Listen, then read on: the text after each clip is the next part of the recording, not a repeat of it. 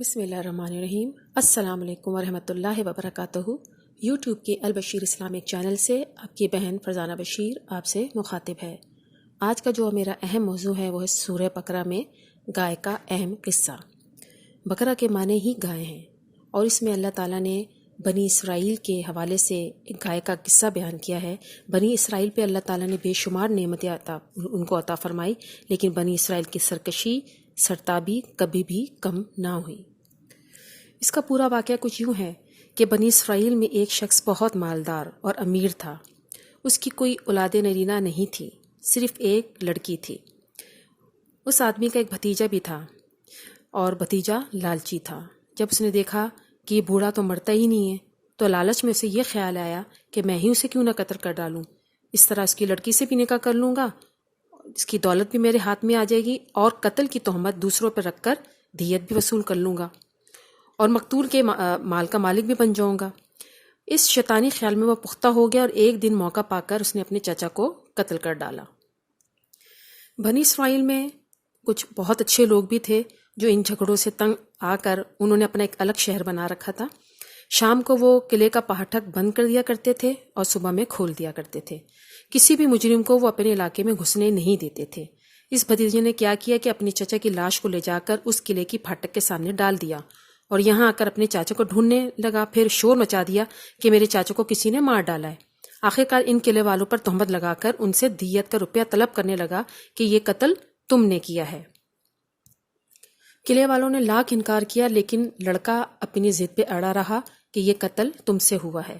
بالآخر یہ حضرت موسیٰ علیہ السلام کے پاس آئے اور سارا واقعہ بیان کیا کہ اے موسیٰ، یہ ہم پر ناجائز الزام لگا رہا ہے، جبکہ ہم تو بے گناہ ہیں۔ حضرت موسیٰ علیہ السلام نے اللہ تعالیٰ سے دعا کی، وہاں سے وحی نازل ہوئی کہ ان سے کہو کہ ایک گائے کو ذبح کرو۔ جب انہوں نے یہ بات سنی تو کہنے لگے، اے اللہ کے نبی، کہاں قاتل کی تحقیق، کہاں آپ گائے کے ذبح کا حکم دے رہے ہیں؟ کیا آپ ہم سے مذاق کرتے ہیں؟ حضرت موسیٰ علیہ السلام نے فرمایا، ایسے موقع پر مذاق جاہلوں کا کام ہے، یہ تو اللہ تعالیٰ کا حکم ہے۔ اب ان لوگوں نے مختلف قسم کے سوالات اٹھانے شروع کر دیے۔ اس کے لیے رسول پاک صلی اللہ علیہ وآلہ وسلم کی ایک حدیث ہے کہ آپ صلی اللہ علیہ وسلم نے فرمایا، اگر حکم ملتے ہی وہ کسی بھی گائے کو ذبح کر ڈالتے تو یہی کافی تھا، لیکن انہوں نے بے درپے سوالات شروع کر دیے، جس کی وجہ سے کام میں سختی بڑھتی چلی گئی، یہاں تک کہ اگر میں آخر میں وہ انشاءاللہ نہ کہتے تو کبھی بھی سختی نہ ٹلتی اور مطلوبہ گائے کا ملنا اور مشکل ہو جاتا۔ بنی اسرائیل نے گائے کے اوپر مختلف سوالات پوچھنے شروع کر دیے کہ وہ گائے کیسی ہونی چاہیے۔ اس پر حکم ہوا کہ یہ نہ بہت بڑھیا ہے نہ بچہ ہے، جوان عمر کی ہو۔ اب انہوں نے پھر سوال کیا، حضرت ایسی گائیں تو بہت ہیں، یہ اب آپ بیان فرمائیے کہ اس کا رنگ کیسا ہو۔ پھر وہی اتری، اس کا رنگ بالکل صاف زردی مائل ہوگا، ہر دیکھنے والے کی آنکھ میں اتر جاتی ہے۔ پھر کہنے لگے، حضرت ایسی گائیں تو بہت زیادہ ہیں، کوئی اور بھی وصف بیان فرمائیے۔ اللہ تعالیٰ کی طرف سے وحی نازل ہوئی کہ وہ کبھی ہل میں نہیں جوتی گئی، یعنی کہ کھیتوں کو پانی نہیں پلایا، یعنی کہ ہر قسم کے عیب سے وہ بالکل پاک ہے، ایک رنگی ہے، اس پہ کوئی داغ دھبا نہیں ہوگا۔ جیسے جیسے وہ سوال پوچھتے چلے گئے، اسی طرح حکم میں سختی آتی چلی گئی۔ اب بنی اسرائیل ایسی گائے ڈھونڈنے کو نکلے تو وہ صرف ایک لڑکے کے پاس ملی۔ یہ بچہ اپنے ماں باپ کا نہایت فرما بردار تھا۔ ایک مرتبہ جب اس کا باپ سویا ہوا تھا اور نقدی والی پیٹی کی کنجی اس کے سرہانے تھی، ایک سوداگر ایک قیمتی ہیرا بیچتا ہوا آیا، کہنے لگا، میں اسے بیچنا چاہتا ہوں۔ لڑکے نے کہا، میں اسے خریدوں گا۔ قیمت 70,000 مقرر ہوئی۔ لڑکے نے کہا، ذرا ٹھہرو، جب میرے والد جاگیں گے تو میں ان سے کنجی لے کر آپ کو قیمت ادا کر دوں گا۔ اس نے کہا، ابھی دے دو تو 10,000 کم کر دیتا ہوں۔ اس نے کہا، نہیں حضرت، میں اپنے والد کو نہیں جگاؤں گا، اگر تم ٹھہر جاؤ تو میں بجائے 70,000 کے 80,000 دوں گا۔ یوں ہی ادھر سے کمی اور ادھر سے زیادتی شروع ہوتی گئی، یہاں تک کہ تاجر 30,000 قیمت لگا دیتا ہے کہ اگر تم اب بھی جگا دو تو میں تمہیں 30,000 میں دیتا ہوں۔ لڑکا کہتا ہے، اگر تم ٹھہر جاؤ یا ٹھہر کر آؤ، میرے والد جاگ جائیں تو میں تمہیں 1,00,000 روپے دوں گا۔ بالآخر تاجر ناراض ہو کر واپس چلا جاتا ہے۔ باپ کی اس بزرگی کے احساس، ان کے احرام پہنچانے کی کوشش کرنے اور ان کے ادب و احترام کے، اللہ تعالیٰ اس لڑکے سے خوش ہو جاتا ہے اور اللہ تعالیٰ نے یہ گائے اس لڑکے کو عطا فرما دی۔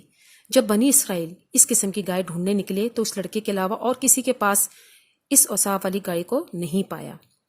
ان سے کہتے ہیں کہ اس گائے کی بدلے 2 گائے لے لو، یہ انکار کر دیتا ہے۔ پھر یہ کہتے ہیں ایسا کرو 3 لے لو اس گائے کے بدلے، وہ لڑکا انکار کر دیتا ہے۔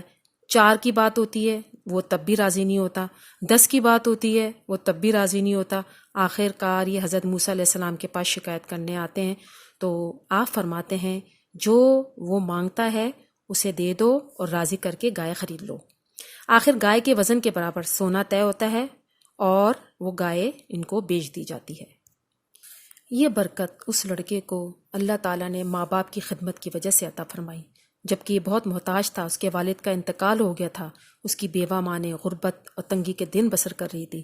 غرض اب یہ گائے خرید لی گئی اور اسے ذبح کر دیا گیا اور اس کے جسم کا ایک ٹکڑا لے کر مقتول کے جسم سے لگایا گیا تو اللہ کی قدرت سے وہ مردہ جی اٹھا۔ اس سے پوچھا گیا تمہیں کس نے قتل کیا؟ اس نے کہا میرے بھتیجے نے، تاکہ وہ میرا مال لے لے اور میری بیٹی سے نکاح کر لے۔ بس اتنا کہہ کر وہ دوبارہ مر گیا اور قاتل کا پتہ چل گیا، اور بنی اسرائیل میں جو جنگ ہونے والی تھی وہ رک گئی، جو فتنہ ہونے والا تھا وہ دب گیا۔ اب اس بھتیجے کو لوگوں نے پکڑ لیا، اس کی عیاری و مکاری کھل گئی اور اسے اس کے بدلے میں قتل کر ڈالا گیا۔ اسی طرح اللہ مردوں کو دوبارہ زندہ کرے گا، اور یہ تمام عقل مندوں کے لیے اہم نشانی ہے۔ ہونا تو یہ چاہیے تھا کہ اس واقعے کے بعد بنی اسرائیل اللہ تعالیٰ کے اوپر ایمان لاتی اور ان کے دل نرم پڑ جاتے، لیکن ہوا کیا؟ اس واقعے کے بعد اللہ تعالیٰ نے قرآن پاک کی آیت میں بیان فرمایا کہ ان کے دل پتھر سے بھی زیادہ سخت ہو گئے، بلکہ بعد پتھروں سے تو نہریں بھی بہہ نکلتی ہیں اور بعد تو پھٹ جاتے ہیں، ان سے پانی نکل آتا ہے، اور بعد اللہ کے ڈر سے گر پڑتے ہیں۔ تم اللہ تعالیٰ کو اپنے اعمال سے غافل نہ جانو۔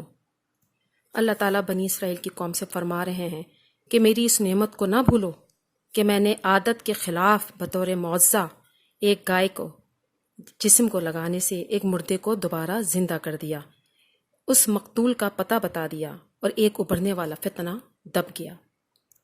آخر میں سورہ بقرہ کی اس آیت کے ساتھ میں آپ سے اجازت چاہتی ہوں۔ اے ہمارے رب، اگر ہم بھول گئے ہوں یا کوئی خطا کی ہو تو ہمیں نہ پکڑنا۔ اے اللہ، ہم پر وہ بوجھ نہ ڈال جو ان لوگوں پہ ڈالا تھا جو ہم سے پہلے تھے۔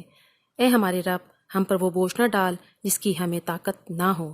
ہم سے درگزر فرما، ہمیں بخش دے، ہم پر رحم فرما، تو ہی ہمارا مالک ہے، اور ہمیں کافروں کی قوم پر غلبہ عطا فرما۔ آمین۔